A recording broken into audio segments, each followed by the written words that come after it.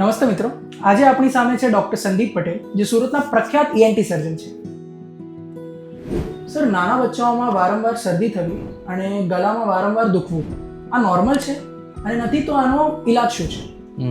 ના, નાના બચ્ચાઓમાં વારંવાર શરદી થવી કે ગળું દુખવું એ બિલકુલ નોર્મલ નથી. નોર્મલી આપણને કોઈ બી બચ્ચાઓને શરદી થાય વર્ષમાં 1 કે 2 વાર કે 3 વાર, પણ જો એ શરદી દર મહિને કે દર 2 મહિને કે વર્ષમાં 5 થી 6 વાર થતી હોય કે ગળામાં વારંવાર 5 થી 6 વાર દુખતું હોય તો એ એક પ્રોબ્લેમ છે.